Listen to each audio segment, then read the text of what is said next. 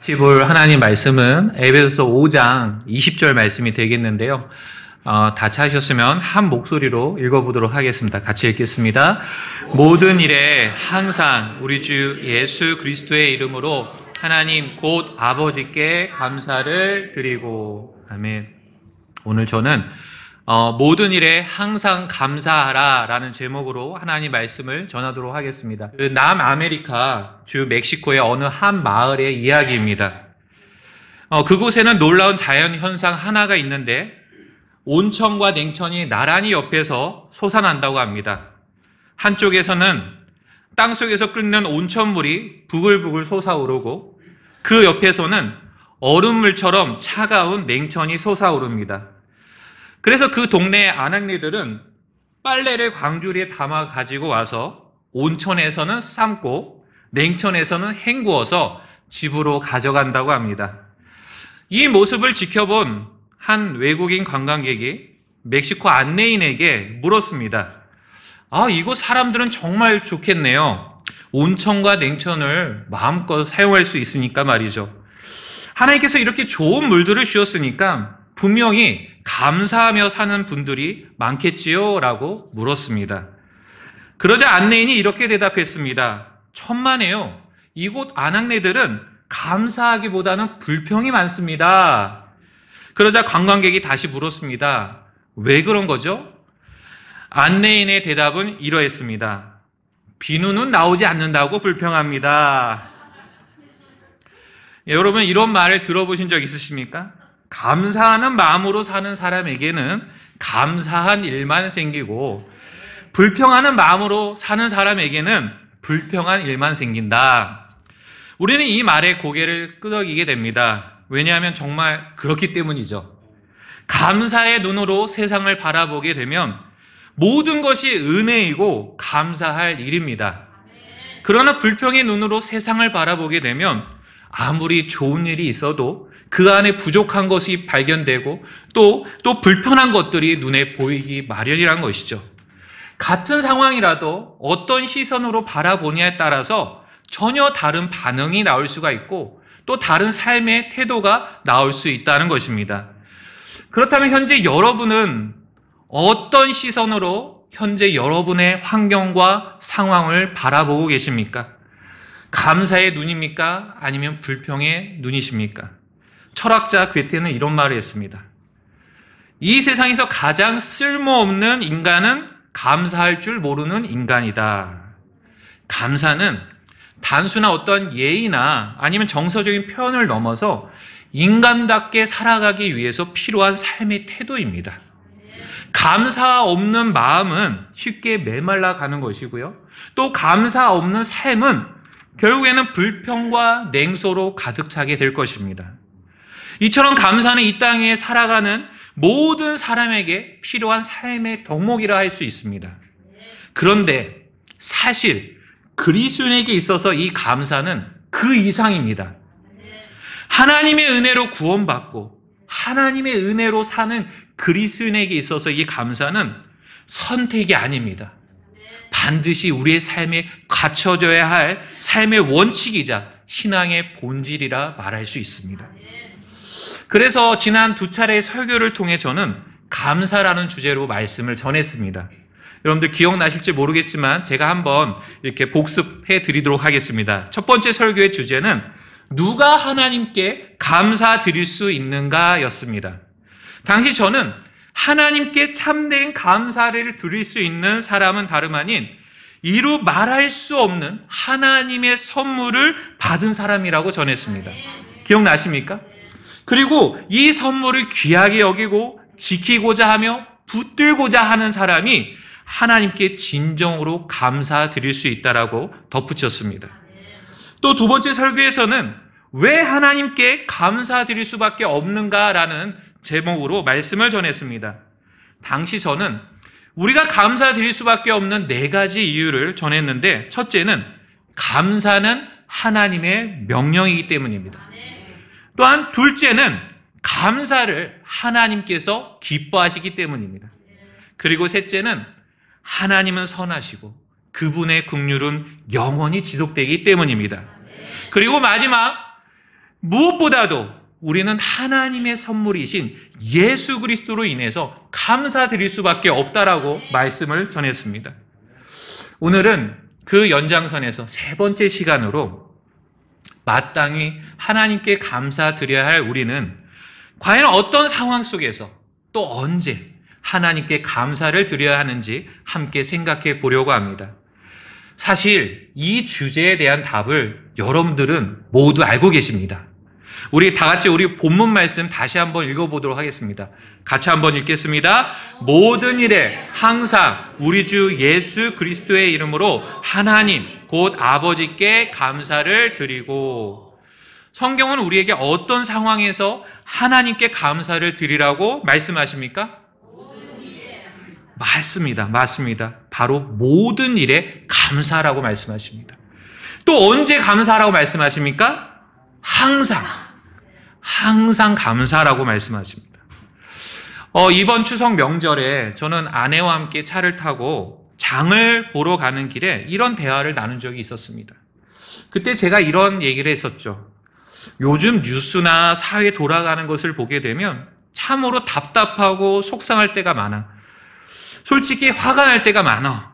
그런데 이번 주만큼은 도저히 짜증을 내거나 내가 불평할 수가 없어. 왜냐하면 이번 주 오후에 내가 설교를 하거든. 그리고 내가 전할 설교의 제목이 모든 일에 항상 감사하라거든. 그러자 아내가 이렇게 말하더군요. 항상 해야 하는 것은 기뻐해야 하는 거 아니야? 제가 그 얘기 듣고 나니까 일리가 있더라고요. 왜냐하면은 여러분들 우리가 너무나 익숙한 성경 구절 있지 않습니까? 데살로니가전서 5장 16절 항상 기뻐하라. 또 쉬지 말고 기도하라. 모든 일에 감사하라. 항상 기뻐하라라는 말씀처럼 우리가 이 기뻐하는 건 항상 하는 걸로 우리가 잘 알고 있단 말이에요. 자, 그런데 그때 갑자기 한 가지 생각이 저희 머릿속에 스쳐 지나갔습니다. 기뻐하는 것만이 항상 하는 게 아니었네. 감사도 항상 하는 거였구나. 그렇다면 기도는 하면서 성경을 살펴보니까 에베소 6장 18절 말씀이 눈에 들어왔습니다. 성령 안에서 모든 기도와 간구로 항상 기도하되. 그때 저는 새롭게 깨닫게 되었습니다. 그렇구나. 기뻐해야 하는 것도 또 기도해야 하는 것도 감사해야 하는 것도 모두 항상 해야 하는 거였구나. 또한 저는 그때 기뻐하라, 기도하라, 감사하라 이 각각의 명령 앞에 붙어 있는 항상 또 쉬지 말고 모든 일에 이런 수식어들은 서로 바뀌어 붙여도 의미가 통한다는 사실을 새롭게 알게 되었습니다. 예를 들면 항상 기뻐하라 뿐만 아니라 쉬지 말고 기뻐하라. 또 모든 일에 기뻐하라. 여러분들 의미가 통하십니까? 예, 통한다는 것이에요. 또 쉬지 말고 기도하라도 보겠습니다. 쉬지 말고 기도하라. 또 항상 기도하라. 또한 모든 일에 기도하라. 통한다는 것이죠. 또한 감사로도 마찬가지예요. 모든 일에 감사하라 뿐만 아니라 항상 감사하라. 또 뭐가 있을까요? 쉬지 말고 감사하라. 여러분들 제가 이렇게 의미들을 생각해 보니까 이 감사라는 명령이 더 저에게 마음에 와닿게 되었다는 것입니다. 그저 모든 일에 감사하라가 아니고 모든 일에 항상 쉬지 말고 감사하라는 의미가 있었구나라는 생각이 들었던 것이죠. 자, 그런데 저와 여러분들은 어떠십니까? 이 말씀을 대하시는 저와 여러분들의 삶은 어떠신지 한번 돌아보시기 바랍니다. 정말 모든 일에 그리고 항상 하나님께 감사드리고 계십니까? 혹시 지금 마음에 찔리고 계시는 분이 계시지 않습니까? 오늘 교회 예배당에 나오시면서 혹시 집안에서 뭔가 어떤 일로 인해서 투닥투닥 거리신 건 없으십니까? 그러면서 자녀들에게 어떤 안 좋은 이야기를 하셨거나 아니면 불평을 쏟아놓는 그런 이야기를 하시진 않으셨습니까? 한번 여러분들 돌아보시기 바랍니다. 또 최근에 들어 하나님께 기도하면서 하나님 왜 저만 이렇게 힘들게 살아야 하나요? 라고 하면서 하나님께 감사드리기보다는 불평을 쏟아놓지는 않으셨습니까? 이 말을 하다 보니 또 생각나는 에피소드가 하나가 있는데 이번 명절에 가족과 함께 그 마트를 가게 되었습니다. 거기에서 음식을 주문해서 먹게 되었는데요. 근데 그날 워낙 사람들이 많다 보니까 앉을 자리가 없었던 것이에요. 그래서 한참을 기다리다가 자리에 앉게 되었고, 이제 주문번호를 이제 보면서 기다리고 있었습니다. 근데 자리가 다행히 나서, 그 자리에 앉게 됐어요. 그러고 나서, 이제 우리 음식만 나오면 되겠구나, 라고 생각하고 있었는데, 그때 은찬이가 갑자기 이런 말을 하는 것이었어요. 이렇게 사는 게 힘들죠? 아빠 이렇게 사는 게 힘들죠? 이런 거예요. 그래서 물론 은찬이가 저는 뭐 이렇게 고차원적으로 생각했다고 생각 안 합니다. 단순히 음식을 사는 게 힘들다라는 의미로 얘기했을 거라고 생각을 하는데, 근데 당시 제가 이 말을 듣는 그 순간에는 이렇게 인생을 사는 게 힘들죠? 라는 의미로 받아들이게 됐던 것이에요. 그러면 잠시나마 울컥을 하게 되었는데, 마치 은찬이가 부모로서 겪는 우리의 어떤 고단함이나 고생을 조금이나마 이해하고 공감해 주는 것처럼 느꼈다는 것입니다. 그런데 이와 같이 우리의 인생은 고단한 인생이에요. 힘이 든다는 것이에요. 여러분들 어떻게 괜찮으십니까, 여러분들? 예, 말 그대로 사는 게 힘들어요. 예상치 못한 일들 앞에 쉽게 지치기도 하고요. 평범한 일상조차 어떤 때는 그것을 견디기조차 힘들게 느껴질 때가 있다는 것입니다. 자, 그런 순간마다 우리는 어떤 걸 느끼게 되냐면 너무나 쉽게 우리 마음에 있는 어떤 그 감사를 잃어버리게 된다는 것입니다. 모든 일에 감사라는 말씀을 익히 우리는 잘 알고는 있지만 실제 이것을 삶 속에 적용하기는 쉽지가 않다는 것입니다. 그럼에도 불구하고 오늘 성경은 우리가 잊고 있던 아주 중요한 단어 하나를 강조하십니다. 바로 항상입니다. 성경 우리에게 모든 일에 항상 감사라고 말씀하십니다. 감사는 나중에 몰아서 한꺼번에 하는 것이 아니라 감사해야 하는 그 순간순간마다 항상 해야 하는 것이 감사라는 것입니다. 바쁘다는 이유로 또 내 마음에 지금 내키지 않는다는 이유로 결코 감사를 미루지 않으시길 바랍니다. 또 너무 익숙하다는 이유로 하나님의 은혜를 너무 당연하게 여기면서 감사하는 일을 놓치지 않기를 바랍니다. 이처럼 우리는 모든 일에 항상 감사해야 되는데, 그럼 구체적으로 어떤 상황에서 하나님께 항상 감사드려야 하는지 저는 크게 4가지로 오늘 말씀을 드리려고 합니다. 첫 번째는 우리가 항상 감사드려야 하는 상황은 바로 고난의 때입니다. 고난의 때에 우리는 항상 하나님께 감사드려야 합니다. 사실 우리 인간의 본성상 기쁘고 긍정적인 일은 쉽게 받아들여지기 쉽지만 부정적이고 불편하고 또 특히나 이런 고난 같은 상황들은 사실 우리가 납득하기도 어렵고요. 수긍하기가 어렵습니다. 고난은 결코 즐겁지가 않습니다.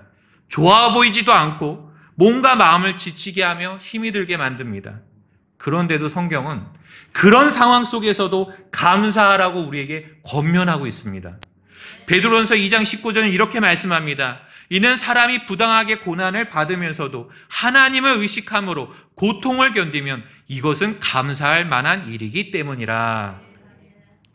그렇다면 어떻게 고난을 받으면서도 그것이 감사할 만한 일이 될 수 있을까요? 이 구절에서 우리가 주목해야 할 대상은 고난이 아니라 바로 하나님이십니다. 성경은 고난 그 자체를 감사하라고 말씀하고 있지 않습니다. 오히려 하나님을 의식하며 그 고통을 견디는 것, 바로 그런 태도를 하나님께서 기뻐 받으시는 감사의 그런 삶이라고 말씀하십니다. 즉 고난의 무게보다 더 중요한 것은 그 고난을 누구 앞에서 견디고 있느냐는 것입니다. 우리가 하나님을 바라보고 하나님을 기억하고 하나님을 의식할 때 그 고난 속에서도 우리는 하나님께 감사드릴 수 있는 이유를 발견할 수 있다는 것입니다.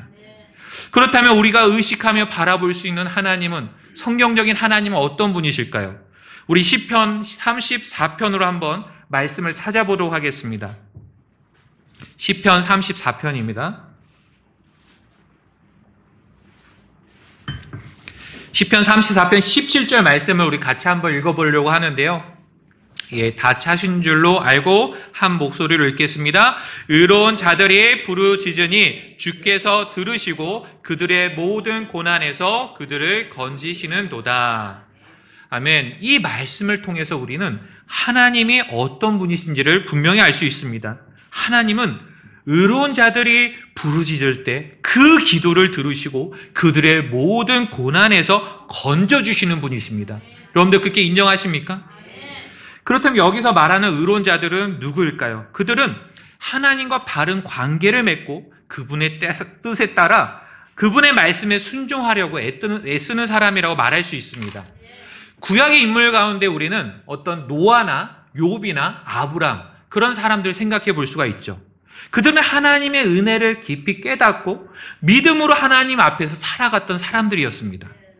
그런데 중요한 사실은 여기서 뭐냐면은 그들이 의롭다고 여겨진 것은 결코 어떤 율법의 행위나 자신 스스로의 어떤 노력과 수고에 따른 것이 아니었다는 것입니다. 오늘날 어떻게 사람이 율법의 행위나 자신의 수고나 노력 없이 하나님 앞에 의롭게 될 수 있는지 성경은 분명하게 우리에게 알려주십니다. 성경은 예수 그리스도를 믿는 자 위에 하나님의 의가 임하고 그가 하나님의 은혜로 값없이 의롭게 된다고 말씀하십니다. 로마서 3장 22절, 24절 말씀을 제가 읽어드리겠습니다. 들어보십시오. 곧 예수 그리스도의 믿음에 의해 모든 자에게 미치고 또 믿는 모든 자들의 위에 임하는 하나님의 의니 이는 거기에 차별이 없기 때문이라. 그리스도 예수님 안에 있는 구속을 통해 하나님의 은혜로 값없이 의롭게 되었기 때문이라. 이처럼 예수님을 믿고 하나님의 은혜로 값없이 의롭게 된 자들의 기도를 하나님께서는 결코 외면하지 않으십니다. 그들의 기도를 들으신다는 것입니다. 그리고 그들의 모든 고난 속에서 그들을 건져주신다는 것이죠. 시편 우리 37편 말씀도 한번 같이 찾아보겠습니다. 시편 37편 39절입니다. 같이 한번 읽어보겠습니다. 그러나 의로운 자들의 구원은 주께 속한 것이요 그분은 고난의 때에 그들의 힘이시로다. 이 말씀 속에서도 우리는 중요한 두 가지 진리를 발견해 볼 수 있습니다. 첫째는 의로운 자들의 구원은 하나님께 속해 있다는 것입니다. 결코 우리의 구원은 결코 우리 자신의 능력이나 아니면 우리의 어떤 행위에 따른 것이 아니라는 것입니다. 또 외적인 어떤 도움으로 통해서 우리가 얻게 된다는 것이 아니라는 것이죠. 오직 하나님께서 주시는 은혜의 선물이라는 것입니다. 또 둘째, 하나님은 고난의 때에 의로운 자들의 힘이 되신다는 것입니다. 여기서 힘이라는 히브리어에는 요새, 성체, 피난처, 능력 이런 의미가 담겨져 있습니다. 즉 세상이 의로운 자들을 외면하고 조롱하고 핍박하는 그 순간 하나님은 오히려 그들에게 강한 능력이 되어주시고 또 그들이 피할 피난처가 되어주시고 또 그들을 건질 수 있는 그런 구원자가 되어주신다는 것이죠. 그래서 하나님께서는 고난의 날에 자신을 부으라고 말씀하십니다. 우리 시편 50편도 한번 찾아보겠습니다. 시편 50편 15절 말씀입니다. 우리 한번 같이 한번 읽어보도록 하겠습니다. 읽겠습니다. 또 고난의 날에 나를 부르라. 내가 너를 건지리니 내가 나를 영화롭게 하리로다. 이 말씀은 하나님의 약속입니다. 고난의 날에 우리가 주님을 부를 때 그분은 반드시 응답하시고 우리를 건지시겠다고 약속하셨습니다. 따라서 고난의 시간은 단지 내가 힘들게 견뎌야 하는 그런 괴로운 시간만이 아닙니다. 이 시간은 오히려 하나님의 놀라운 도우심을 깊이 체험하고 경험할 수 있는 시간이 됨을 믿으시길 바랍니다. 비록 지금 우리의 눈에는 모든 것이 깜깜하고 어둡고 또 실패처럼 보이고 끝난 것처럼 느껴질지라도 하나님께서는 그 순간조차 우리를 더 깊이 자신께로 이끄시는 시간으로 만드신다는 것을 기억하시기 바랍니다. 그리고 마침내 자신의 선하신 뜻을 이루실 것입니다. 성경 전체에서 가장 위로의 말씀 중 하나라고 제가 꼽고 있는 로마서 8장 28절 말씀을 보시면 이렇게 기록되어 있습니다. 우리가 알거니와 하나님을 사랑하는 자들, 곧 그분의 목적에 따라 부르심을 받은 자들에게는 모든 것이 합력하여 선을 이루느니라. 여기서 말하는 모든 것은 단지 기쁨이나 성공만이 아닙니다. 고난, 또 실패, 또 아픔, 억울함, 오해, 이 모든 것을 포함하고 있다는 것이죠. 하나님은 우리의 모든 상황을 다 알고 계십니다. 그리고 그 모든 것을 사용하셔서 결국 자신의 선한 뜻을 이루시는 분이십니다.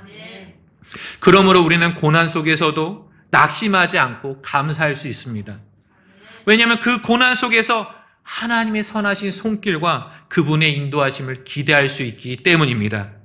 사랑하는 성도 여러분, 혹시 지금 여러분의 삶에도 크고 작은 고난이 있습니까? 아니면 반복되는 실패와 좌절 속에서 혹시 마음이 무너져 계신 건 아니십니까? 그러나 기억하시기 바랍니다. 하나님께서는 지금 이 순간에도 여러분의 삶을 빚고 계십니다. 고난을 통해서 더 깊은 믿음의 자리로 이끌고 계신다는 것이죠. 그리고 오히려 그 시간을 통해서 하나님께서는 자신의 선한 뜻을 여러분의 삶을 통해 드러내 보여주실 것입니다. 그러므로 오히려 이 고난의 시간을 통해서 하나님 뜻을 더 구하고 또한 그분의 인도하심을 기대하면서 감사함으로 하나님께 나아가시길 바랍니다. 두 번째로 우리가 항상 감사드려야 하는 상황은 바로 이해되지 않는 상황입니다. 우리가 신앙생활을 하다 보면 이해되지 않는 상황을 마주할 때가 많습니다. 분명 하나님의 약속을 붙들고 간절히 기도했는데도 아무런 응답도 없고 또 변화가 없는 것을 느껴질 때가 있습니다. 또 아무리 애를 써도 상황은 나아지지 않고 매일 반복되는 그런 일상에 답답하고 막막하게 느껴지는 순간들이 있다는 것입니다. 그럴 때 우리의 마음 깊은 곳에서는 혼란이 생기게 되고 또 낙심이 들게 되고 심지어 원망과 불평이 쏟아내게 됩니다. 감사보다는 오히려 왜라는 질문이 우리의 입술에서 나오게 된다는 것이죠. 하지만 성경은 그와 같은 때에도 하나님께 감사하라고 우리에게 말씀하고 있습니다. 왜일까요? 하나님께서는 우리의 그러한 감정이나 판단을 뛰어넘어서 여전히 일하고 계시며 또 그분의 뜻과 계획은 우리의 이해를 훨씬 초월하기 때문입니다. 우리 다 같이 잠언 말씀을 찾아보겠습니다. 잠언 3장 말씀입니다.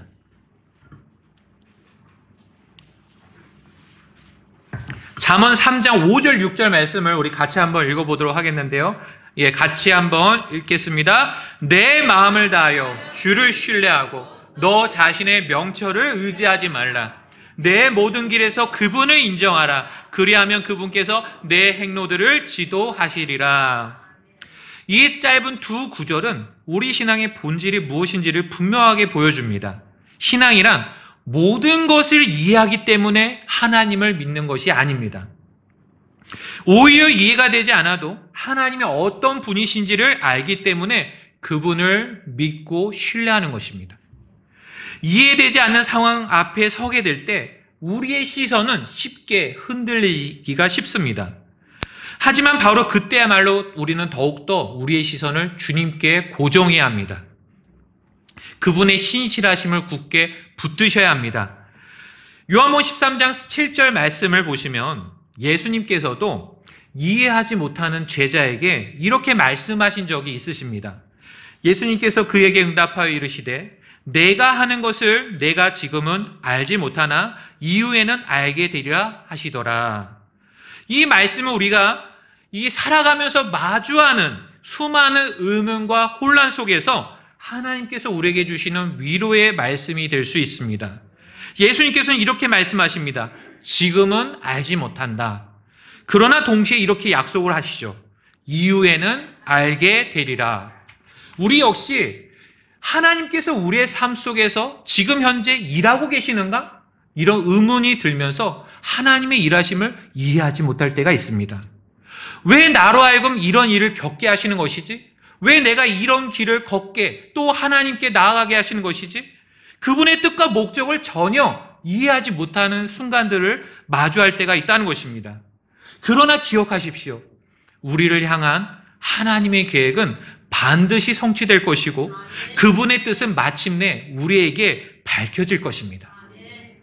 그러므로 우리가 지금 겪고 있는 이해되지 않는 그런 답답한 상황들이나 또 심지어 하나님의 침묵처럼 느껴지는 그런 순간들조차도 하나님의 선하신 뜻 안에 있다는 것을 여러분들 기억하시기 바랍니다. 그리고 때로는 그 뜻을 이 땅에서 우리가 다 알지 못하고 우리의 인생이 끝날 수도 있습니다. 그러나 우리가 주님 앞에 섰을 때는 그때는 온전히 우리가 모든 것을 이해하게 될 것입니다. 하나님께서는 이사야서 55장 8절 9절에서 이렇게 말씀하십니다. 이는 내 생각들은 너희 생각들이 아니고 너희 길들은 내 길들이 아니기 때문이라 주가 말하노라.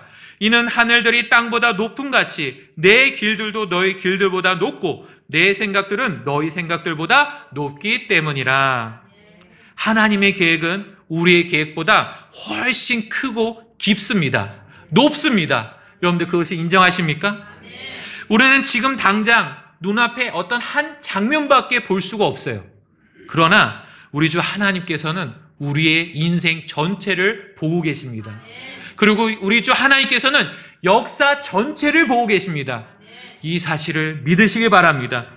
그래서 우리의 생각으로는 지금 당장 이해가 되지 않더라도 믿음으로 하나님을 신뢰하고 또 모든 것을 합력하여 선을 이루실 그분을 바라볼 때 우리는 항상 하나님께 감사드릴 수 있습니다. 욥기 1장 21절을 보게 되면 거기에 욥이 어떤 말하는 장면이 나옵니다.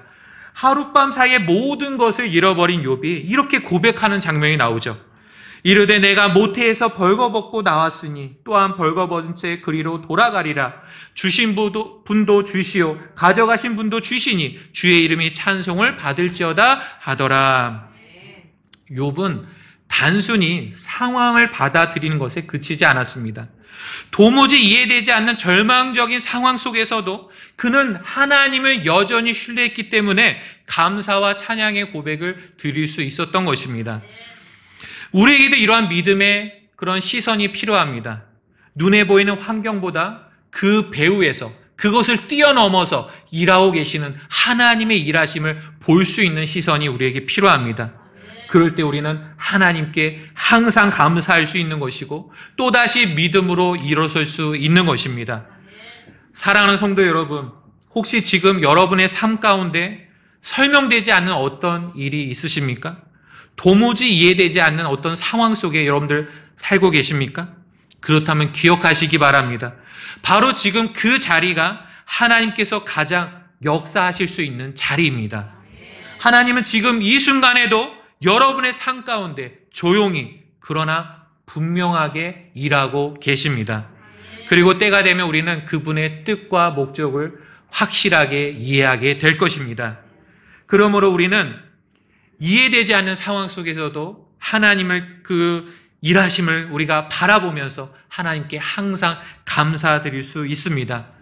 하나님은 어떤 분이시죠? 하나님은 항상 선하신 분이십니다.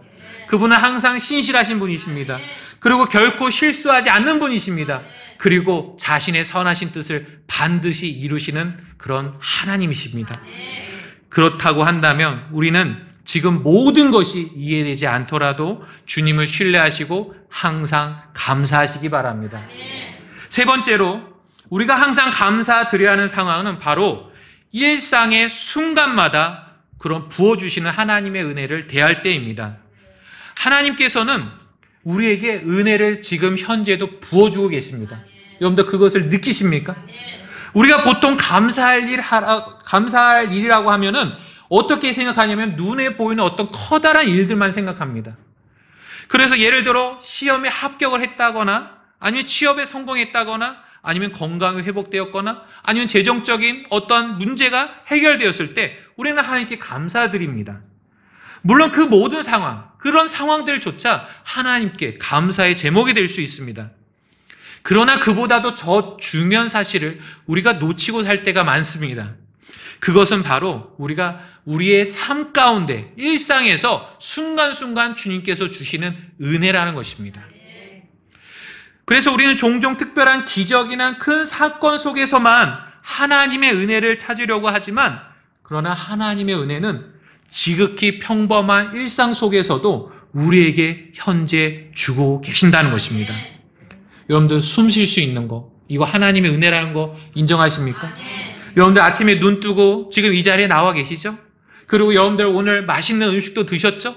이 여러분들을 먹이시는 하나님, 여러분들 생각해 보셨습니까? 오늘 아침에 우리 주일학교 때 아이들과 함께 만나에 대해서 살펴봤거든요. 여러분들 그 이스라엘 백성들을 다루시는 하나님을 생각해 볼 때 정말 놀랍더라고요. 40년 동안 빠짐없이 그들에게 만나로 먹이시는 하나님을 생각해 볼 때 정말 놀라운 하나님이라고 생각할 수밖에 없는데, 근데 그 하나님이 바로 저와 여러분의 하나님이십니다. 그 하나님이 여전히 저와 여러분들에게 은혜를 베풀고 계십니다. 여러분들을 먹이시죠, 입히시죠, 여러분들을 인도하시죠, 여러분들을 보호하시고 지키시죠. 그 하나님의 은혜를 생각해 보시기 바랍니다. 우리는 끊임없이 그런 은혜 가운데 살고 있다는 것을 기억하시기 바랍니다. 또 성경은 이렇게 말씀합니다. 에베소 1장 3절 말씀인데요. 하나님 곧 우리 주 예수 그리스도의 아버지를 찬송하리로다. 그분께서 그리스도 안에서 하늘의 처소들에 있는 모든 영적인 복으로 우리에게 복을 주셨으니. 사랑하는 성도 여러분, 이 말씀을 믿으십니까? 우리는 이미 그리스도 안에서 하늘에 속한 모든 영적인 복들을 받은 사람들입니다. 많은 그리스도인들이 이 복들은 우리가 죽고 난 다음에 천국에 가서 누리게 될 복이라고 생각을 하는데 그렇지가 않습니다.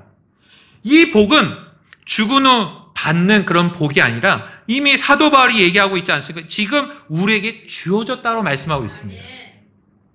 하늘의 복은 성령님 안에서 지금 현재 우리가 이 땅에서 살아가면서도 하나님으로부터 누릴 수 있는 복이라는 것을 기억하시기 바랍니다. 여전히 우리는 고통과 불안전함이 가득한 이 땅에 살고 있지만 우리는 하늘의 복을 일상에서 맛보며 살아갈 수 있는 존재가 되었다는 것입니다. 성령님께서 우리 안에 주시는 어떠한 내면의 평안함, 이것도 복이라는 것이고요. 또 말씀을 통해서 나를 이끄신다는 그런 강한 확신도 하나님의 복이라는 것입니다. 그리고 고난 속에서도 기뻐하고 찬양할 수 있는 것, 이거 여러분들 복이라는 것을 인정하십니까? 이 모든 것이 우리가 이 땅에서 누릴 수 있는 하늘의 복들입니다. 이처럼 크고 작은 은혜를 늘 누리고 있기에 우리는 날마다 항상 하나님께 감사로 나아갈 수 있다는 것입니다. 그리고 중요한 사실 하나는 이 은혜가 단 한 번으로 끝나지 않는다는 것이에요. 매일 날마다 새롭게 우리에게 주시는 은혜라는 것을 여러분들 기억하시기 바랍니다. 에레미야가 3장 22절 23절 말씀을 읽어드리겠습니다.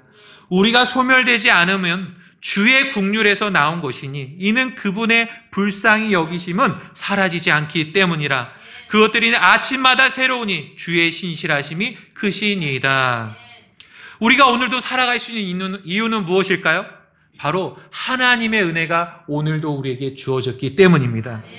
하나님의 은혜는 마르지 않는 샘물과 같습니다. 비록 눈에 잘 띄지는 않아도 매일같이 우리의 삶에서 우리를 붙드시고 또 우리 곁에서 머물며 또 우리를 이끌고 계십니다. 혹시 여러분의 삶에 그 확연하게 눈에 보이지 않는 그런 은혜가 그렇게 눈에 보이지 않는다고 해서 여러분들 감사하기 어렵다고 느껴지십니까? 그렇다면 잠시 생각해 보시기 바랍니다. 여러분들이 여전히 여러분들의 믿음을 지키고 또 이 자리에 앉아서 하나님께 경배 드릴 수 있는 이 자체가 하나님의 은혜라는 것입니다. 이 은혜가 있기 때문에 우리가 이 자리에 모여 있다는 것이에요. 하나님을 찬양할 수 있다는 것이죠. 자, 이런 은혜로 하나님께서는 오늘까지 우리를 인도해 오셨고 또 지금도 우리를 붙들고 계시며 앞으로도 우리를 선하게 이끄실 것입니다. 그러므로 사랑하는 성도 여러분, 눈에 보이지 않을지라도 분명히 우리의 삶을 지탱하고 계시는 그런 하나님의 은혜를 기억하며 늘 감사로 하나님께 나아가시길 바랍니다. 마지막 네 번째로 우리가 항상 감사드려야 하는 상황은 바로 우리에게 주신 영원한 구원과 또한 하늘의 소망 때문입니다. 구원받은 그리스도인이라면 절대 잊을 수도 없고 잊어버려서는 안 되는 감사의 제목이 있죠. 바로 우리에게 주어진 영원한 구원입니다. 여러분들 모두는 영원한 구원을 받으셨습니까? 예수 그리스도께서 죄인인 나를 대신해서 십자가에서 피 흘려 죽으시고 묻히시고 부활하셨다는 이 사실, 또한 이 복음을 믿고 받아들였을 때 그분의 피로서 나의 모든 죄들이 다 씻겨진다는 이 사실이 여러분들 감사가 되십니까? 이거는 우리가 어떤 상황에서도 또 앞으로도 어느 곳에서도 우리는 항상 감사할 수 있는 제목이 된다는 것입니다. 이 사실 하나만으로도 우리는 평생 감사드리며 살기에 너무나 부족하지 않을까 싶습니다. 성경은 분명 우리에게 이렇게 말씀하십니다. 에베소 2장 8, 9절 말씀인데요. 이는 너희가 믿음을 통해 은혜로 구원을 받았기 때문이니 그것은 너희 자신에게서 난 것이 아니요 그것은 하나님의 선물이라. 행위에서 난 것이 아니니 이것은 아무도 자랑하지 못하게 하려 함이라. 우리가 받은 구원은 결코 우리의 수고나 노력으로 얻은 게 아닙니다. 구원을 얻기 위해서 우리가 한 것이 아무것도 없습니다. 오직 예수 그리스도께서 나를 위해 십자가에서 이루신 그 일을 믿고 그분을 나의 구원자로 모셔드렸을 뿐입니다. 그러므로 우리에게는 자랑할 것이 아무것도 없다는 것이죠. 이처럼 우리의 구원은 전적으로 하나님의 은혜와 예수 그리스도의 십자가의 공로로 주어진 선물임을 믿으시기 바랍니다. 본래 우리는 죄인이었고 또 거룩하신 하나님과 영원히 분리되어서 지옥에서 심판받을 마땅한 그런 존재였습니다. 그러나 이제는 어떻습니까? 이 모든 죄들을 용서받게 되었고 하나님의 자녀가 된 것입니다. 또 나중에 그 영원하신 하나님과 영혼을 보낼 것을 생각하면 여러분들 감사가 절로 나지 않습니까? 더 이상 우리는 심판과 저주 아래 살아가는 사람들이 아닙니다. 이제 우리는 하나님의 은혜 가운데 은혜 아래 살아가는 사람들이 되었다는 것입니다. 현재 여러분은 하나님의 은혜로 구원 받으셨습니까? 예수님의 십자가의 피로써 여러분들의 모든 죄들이 깨끗하게 씻김을 받으셨습니까? 그리고 그 예수님을 여러분의 구원자와 주님으로 분명하게 나의 구원자십니다, 나의 주님이십니다라고 고백하실 수 있으십니까? 그렇다면 우리는 늘 하나님께 감사드리는 것을 잊지 마시기 바랍니다. 혹시 이 자리에 아직 예수님을 인격적으로 만나지 못한 분이 계신다면 오늘 겸손히 하나님 앞에 자신의 죄인됨을 인정하시기 바랍니다. 그리고 유일한 구원자 되시는 예수 그리스도를 믿으시길 바랍니다. 예수님은 친히 이렇게 말씀하셨습니다. 나는 길이요 진리요 생명이니 나로 말미암지 않고서는 아무도 아버지께로 오지 못하느니라. 오늘 하나님의 은혜로 주어지는 이 구원의 선물을 받으시길 바랍니다. 오늘 이렇게 이 자리에 구원받은 여러분 다 구원받았다고 고백하실 수 있으십니까? 우리에게 주어진 구원은 단지 죄사함만으로 끝나지 않습니까? 않습니다. 여러분들 오전에 말씀 들으셨지만 이 죄사함은 시작이고 우리에게는 앞으로 하나님을 만나는 그날까지 계속해서 성화의 삶이 우리는 나가야 됩니다. 그리고 우리에게는 또 뭐가 있냐? 정말 하나님께서 우리에게 주신 복 중에 하늘의 소망이라는 그런 복이 있다는 것입니다. 우리 다 같이 베드로전서 1장 3절 말씀을 찾아볼까요? 베드로전서 1장 3절 한번 찾아보겠습니다.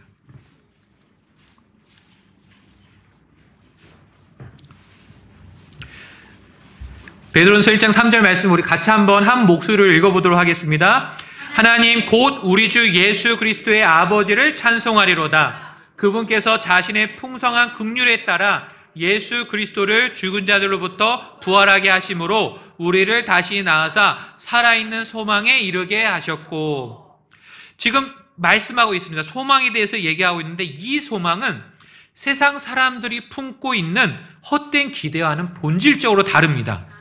세상의 소망은 잠시 있다가 사라지지만 예수 그리스도의 부활 위에 세워진 이 소망은 늘 살아있으며 능력이 있고 끝까지 우리를 인도하는 소망입니다.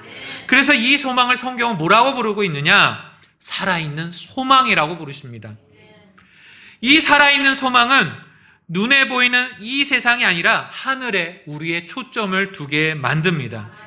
세상 사람들은 이 땅에서의 성공, 또 재물, 건강, 또 이 세상의 안정된 삶을 추구하게 만들지만 그러나 그리스도에게 주신 이 살아있는 소망으로 우리는 하나님 계신 하늘을 바라보게 만들고 또 참된 소망을 가지고 살아가게 만드십니다. 바로 이 차이로 인해서 그리스도인들은 아무리 힘들고 어려운 상황일지라도 하나님을 찬양할 수 있는 것이고 하나님께 감사드릴 수 있는 것입니다. 사실 여러분들 구원받기 이전의 모습을 한번 생각해 보십시오. 우리는 소망 없는 사람들이었습니다. 에베소 2장 12절 이렇게 말씀하고 있죠. 그때 너희는 그리스도 밖에 있었고 이스라엘 공용권 밖의 외인들이며 약속의 언약들에 대해서는 낯선 자들이요 세상에서 아무 소망도 없고 하나님도 없는 자들이었느니라. 그렇습니다. 우리는 하나님 없이 또 소망 없이 이 땅을 살아가던 자들이었습니다.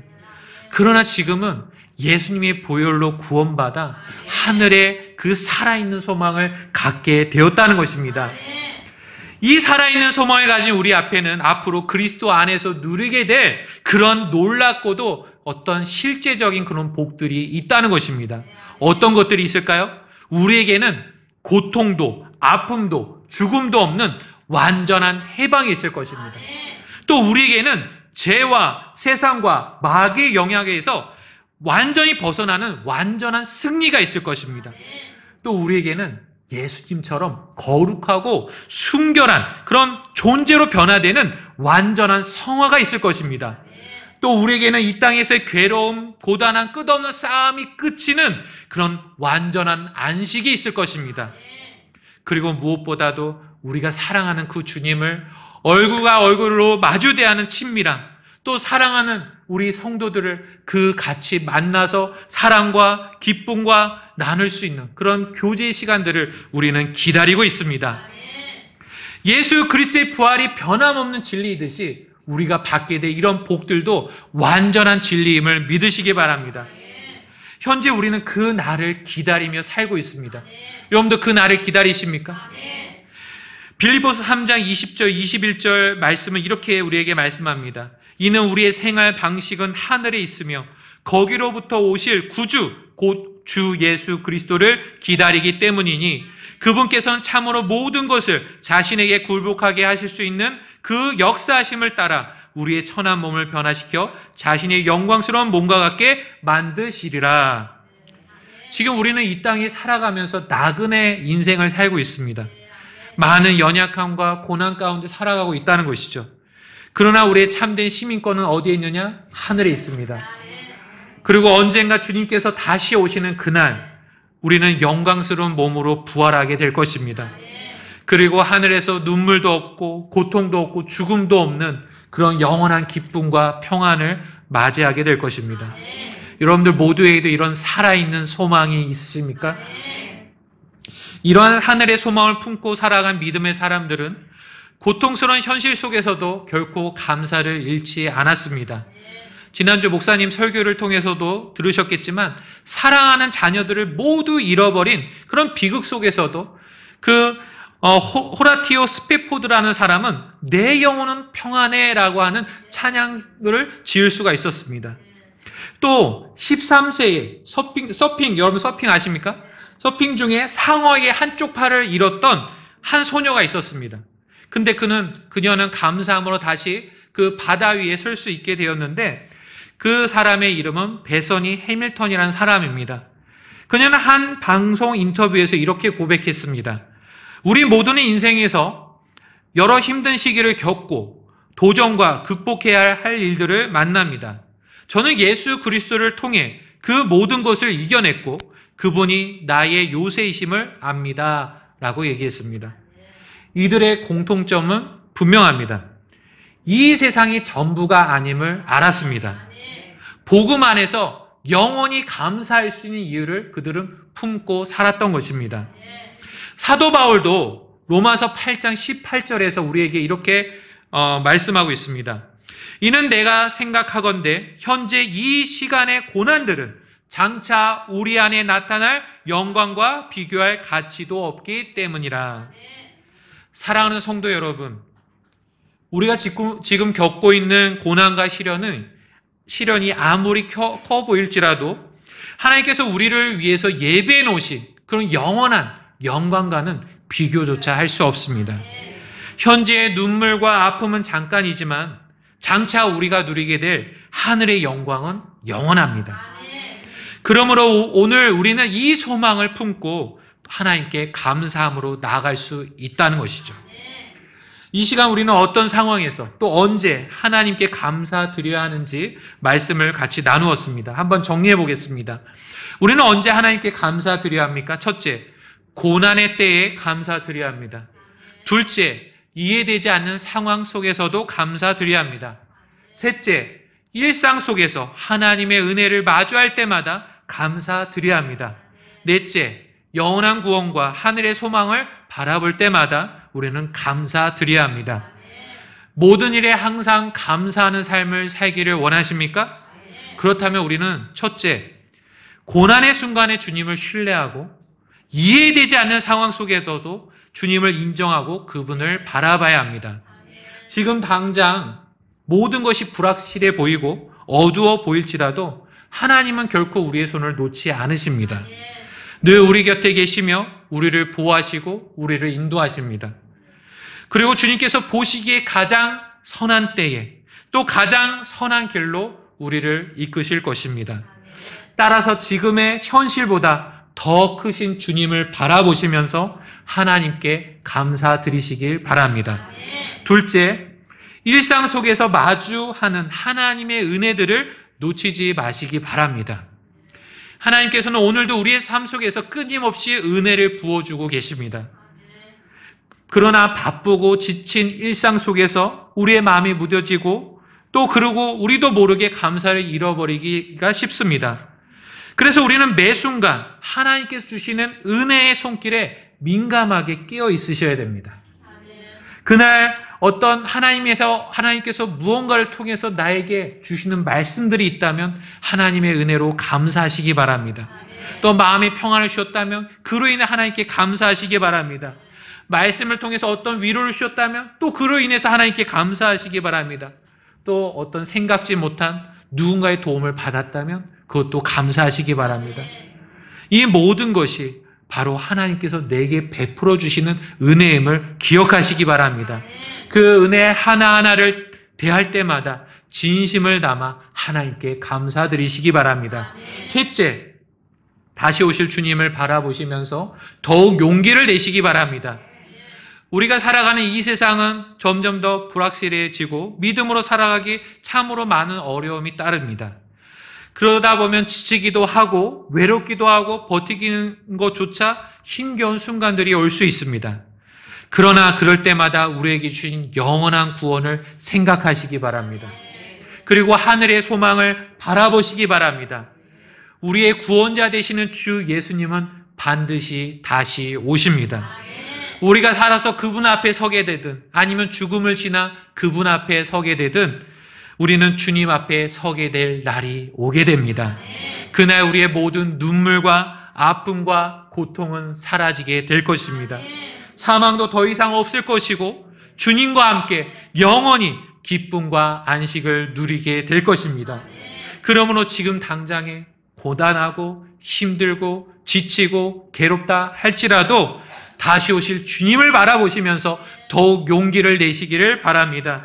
그리고 신실하신 주님의 이 약속을 굳게 붙드시고 오늘도 주님께 감사드리시길 바랍니다. 오늘 들은 말씀처럼 모든 일에 항상 감사가 넘치는 저와 여러분들이 되시기를 바랍니다. 하나님 말씀을 들으셨는데 잠깐 여러분들이 하나님 앞에 고개를 숙이겠습니다. 우리는 모든 일에 항상 감사해야 된다는 하나님 말씀을 받고 있습니다. 그런데 실상 우리의 삶을 보면 감사하기가 어려운, 너무 부담이 되는, 너무 힘든 그런 일들이 연거푸 이렇게 찾아올 때는 우리가 감사하기가 어렵습니다. 그렇지만 여러분, 고난의 때에도 하나님께서 우리 부르짖음을 들으신다고 하지 않았습니까?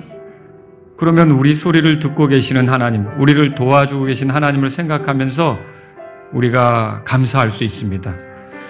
또 이해되지 않는 상황 속에서라도 여러분, 하나님께 시선을 고정시키면 주님께서 뜻이 있고 우리를 인도하시지 않습니까?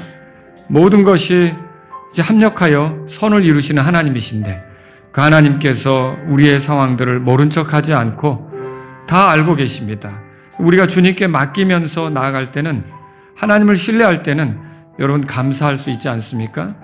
또 오늘 하루 생각해 보세요. 아침에 예배당에 와서 여기서 여러 형제 자매들을 만나고 같이 먹을 수 있는 것도 감사하고 같이 교제할 수 있는 것도 감사하고 말씀을 들을 수 있는 것도 감사하고 또 누군가 특송을 할 때 또 그 특송으로 인해서 하나님의 은혜를 되새기게 된 것도 감사하고 여러분 감사한 거 많지 않습니까? 근데 이런 감사한 것들을 너무 당연시해서 순간순간 넘어가 버리면 우리가 어떻게 모든 일에 항상 감사하겠습니까? 그리고 무엇보다 여러분 아무리 힘들어도 우리가 예수 그리스도를 통해 얻게 될 영원한 것들을 생각하면 여러분 하나님께 감사할 수 있지 않습니까? 오늘 여러분에게 하나님께 감사하는 시간을 드리고자 합니다. 하나님 아버지 정말 감사합니다. 저를 구원해 주셔서 감사합니다. 하나님 자녀가 되게 해주셔서 감사합니다. 하나님의 자녀로 하루하루 살 수 있게 해주셔서 감사합니다. 천국을 소망하면서 갈 수 있게 해주셔서 감사합니다. 교회로 모일 수 있게 해주셔서 감사합니다. 경배 드릴 수 있다는 게 얼마나 감사합니까? 하나님 감사합니다. 나 혼자가 아니라 같이 더불어 찬송을 부를 수 있다는 사람들로 인해 감사합니다. 여러분 오늘 이 시간 하나님께 좀 풍성하게 감사를 쏟아드리지 않겠습니까? 그냥 너무너무 감사한데 입 다물고 마음에는 언짢은 생각으로 이렇게 가는 게 아니라 하나님 아버지 정말 감사합니다. 앞으로 내 삶의 모든 상황에서 하나님께 더욱 감사하는 사람이 되기를 원합니다. 우리 다 같이 일어서시겠습니다. 여러분 가운데 하나님께 이렇게 감사로 영광을 돌리고자 하는 분들이 있다면 이 시간 주님께 나아가십시오. 여러분의 마음을 들이시고 앞으로도 내 삶이 어떠하든지 나는 주님 앞에 감사하면서 살기를 원합니다. 이런 분들이 있다면 이 시간 주님 앞에 고백하시고요. 그리고 삶이 아무리 어려워도 여러분 하나님은 순간순간 우리에게 은혜를 베풀고 계십니다. 요 어려움만 우리에게 주시지 않는데 그런 은혜가 우리에게 주어지고 있다는 걸 느낄 때마다 우리는 계속 감사해야 되는 거 아닙니까? 그런 걸 놓쳐서는 안 됩니다. 오늘 하나님 감사합니다. 정말 감사합니다. 여러분이 주님 앞에 나아가는 시간이 되면 좋겠습니다.